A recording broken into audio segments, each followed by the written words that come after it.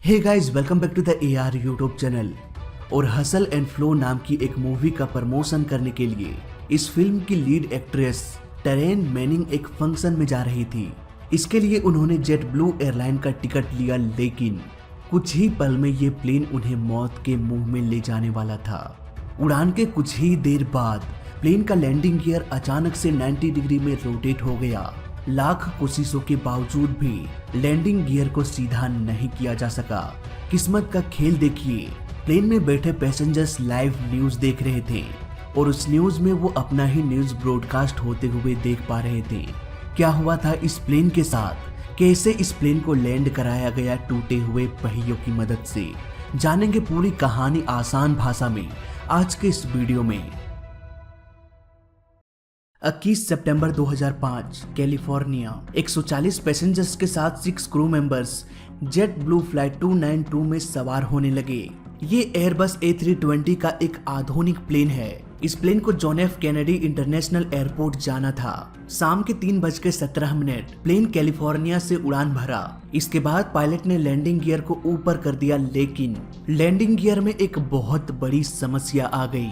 Pilot को ये एहसास हुआ कि लैंडिंग गियर में कुछ गड़बड़ी आ चुकी है, पर आखिर हुआ क्या ये किसी को भी नहीं पता था। पायलट बार बार कोशिश करता रहा लैंडिंग गियर को क्लोज करने की, पर लैंडिंग गियर क्लोज होने का तो नाम ही नहीं ले रहा था। आजकल के आधुनिक प्लेन में लैंडिंग गियर में भी कैमरा लगा दिया जाता है, जिसकी मदद से पायलट डायरेक्टली प्लेन के लैंडिंग गियर को देख सकता है, चाहे वो कितनी भी ऊंचाई पर क्यों ना हो। लेकिन फ्लाइट 292 एक आधुनिक प्लेन होने के बावजूद भी इसमें कैमरे की फैसिलिटी मौजूद नहीं थी, इसीलिए पायलट्स ये देख भी नहीं सकते थे कि आखिर प्लेन के लैंडिंग गियर में प्रॉब्लम क्या है। और बिना प्रॉब्लम जाने वो प्लेन को वापस एयरपोर्ट की तरफ मोड़ के इमरजेंसी लैंडिंग भी नहीं कर सकते थे। प्लेन अब भी कैलिफोर्निया के ऊपर उड़ रहा था। अब यहाँ पर पायलट को एक आइडिया आया कि प्लेन को सिटी के जितना नजदीक हो सके उतने नजदीक से उड़ाए, ताकि ATC दूरबीन की मदद से लैंडिंग गियर को देख सके कि आखिर समस्या कहां पर है। लेकिन यहां पर समस्या ये थी कि सिटी के ऊपर कम ऊंचाई में प्लेन्स को उड़ाने की इजाजत नहीं होती, क्योंकि अभी तक फ्लाइट 292 के साथ क्या टेक्निकल प्रॉब्लम्स हुआ है इस बात से सभी लोग अनजान थे। हो सकता है प्लेन स्टॉल कंडीशन में चला जाए, हो सकता है प्लेन आउट ऑफ कंट्रोल हो जाए, और ऐसा होने पर प्लेन सिटी में भी क्रैश हो सकता है। हजारों लोगों की जाने जा सकती है, इसीलिए इतना बड़ा रिस्क कोई भी नहीं ले सकता था। पर कहते हैं ना कि हर मुसीबत का एक समाधान होता है। फ्लाइट 292 का सॉल्यूशन ये था कि वो सिटी से कुछ दूर समुद्र के किनारे धरती से बेहद कम ऊंचाई में फ्लाई कर सकता है। और यहाँ पर अगर प्लेन आउट ऑफ कंट्रोल हो जाए तो प्लेन समुद्र में क्रैश होगा, ना कि किसी भीड़ भाड़ इलाके में। यहाँ पर पायलट ने लॉन्ग बीच एयरपोर्ट को चुना। इस एयरपोर्ट को समुद्र के किनारे बनाया गया है। इसका एक बहुत बड़ा एडवांटेज ये था कि ATC आसानी से दूरबीन लगा के प्लेन के लैंडिंग गियर को देख सकता था। उधर प्लेन में बैठे सारे पैसेंजर्स इस सोच में पड़ गए कि आखिर ये प्लेन उड़ क्यों नहीं रहा, क्यों ये सिटी के चारों ओर चक्कर लगा रहा है, कुछ तो गड़बड़ जरूर है।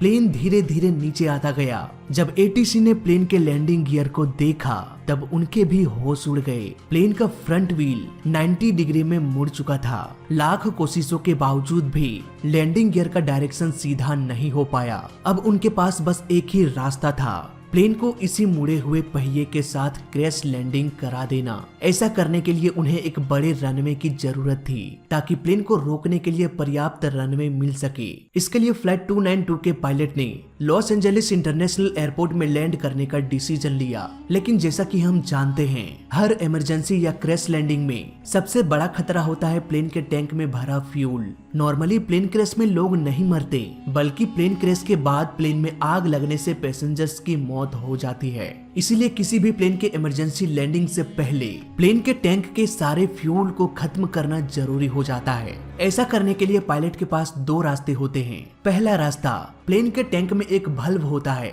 इसके जरिए पायलट मैन्युअली फ्यूल को हवा में ही गिरा सकता है। लेकिन ये सिस्टम हर प्लेन के साथ नहीं होता, और फ्लाइट 292 में भी फ्यूल डंपिंग का कोई भी सिस्टम नहीं था। यानी कि अब पायलट के पास सिर्फ दूसरा रास्ता ही बचा था, और वो ये था कि प्लेन को तब तक उड़ाते रहें जब तक कि प्लेन के टैंक में फ्यूल खत्म ना हो जाए। कैलिफोर्निया के आसमान में घंटों से एक प्लेन चक्कर लगा रहा था, जिससे कुछ न्यूज चैनल्स का ध्यान उस प्लेन की तरफ चला गया।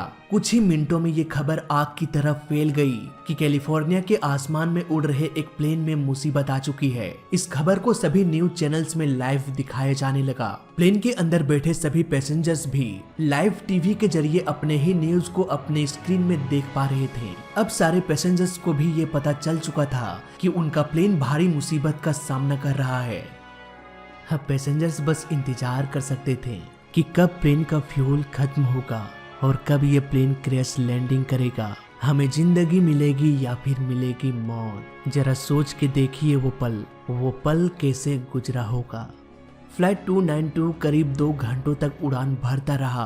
अब प्लेन के पास सिर्फ 21,000 kg फ्यूल बच गया। अब वो पल आ चुका था जिसका इंतजार पूरी दुनिया कर रही थी। कैबिन में न्यूज की वजह से डर का माहौल बन रहा था, इसीलिए टीवी के कनेक्शन को हटा दिया गया। फ्यूल कम हो जाने की वजह से प्लेन का वेट भी कम हो गया। इससे एक फायदा ये भी हो गया कि प्लेन के लैंडिंग गियर को अधिक स्ट्रेस झेलना नहीं पड़ता। उधर रनवे के चारों तरफ फायर ट्रक तैनात हो चुके थे, एम्बुलेंस की गाड़ियां लग चुकी थी। इस तरह के इमरजेंसी लैंडिंग में रनवे पर एक फोम स्प्रे किया जाता है, जैसा कि मुंबई में एक एम्बुलेंस प्लेन को बेली लैंडिंग कराने के दौरान किया गया था। अब क्योंकि ये प्लेन साइज में बेहद छोटा था, इसीलिए इस प्लेन को रोकने के लिए रनवे का साइज बहुत बड़ा था, लेकिन A320 जैसे बड़े प्लेन्स को रोकने के लिए रनवे का साइज भी काफी बड़ा होना चाहिए। ऐसे में अगर रनवे पर फोम स्प्रे कर दिया जाए तो प्लेन में फ्रिक्शन कम हो जाएगा, यानी कि प्लेन रनवे पर फिसलने लगेगा। ऐसे केस में बड़ा रनवे होने के बावजूद भी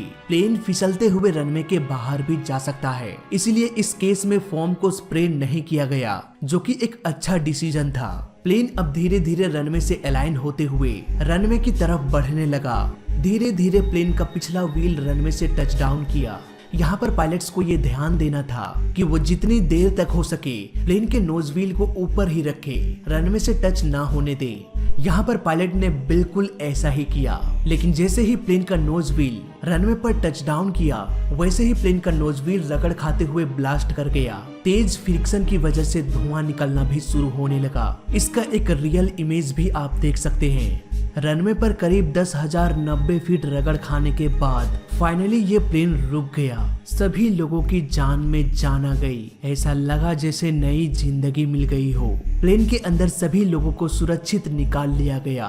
किसी को भी चोट नहीं लगी थी। इस घटना को लैंडिंग गियर में प्रॉब्लम बता दिया गया। इस केस का इन्वेस्टिगेशन हुआ या नहीं हुआ ये मुझे भी नहीं पता। विकिपीडिया में भी इसके इन्वेस्टिगेशन के बारे में कुछ भी लिखा हुआ नहीं है। ये कहानी बेहद दिलचस्प थी, पर इसके पीछे कई अनसुलझे सवाल भी थे।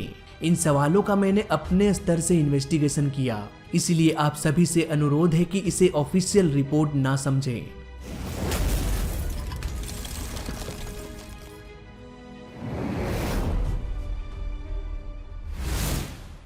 प्लेन का लैंडिंग व्हील हाइड्रोलिक्स के जरिए कंट्रोल होता है, और अगर ये हाइड्रोलिक ओवर प्रेशर हो जाए तो ऐसे कंडीशन में व्हील का डायरेक्शन बदल सकता है। अचानक ओवर हाइड्रोलिक प्रेशर की वजह से लैंडिंग गियर डैमेज भी हो सकता है। चलो मान लेते हैं कि एक प्लेन के व्हील का हाइड्रोलिक सिस्टम फेल हो गया। हाइड्रोलिक फेलियर की वजह से लैंडिंग गियर का डायरेक्शन 90 डिग्री रोटेट हो गया।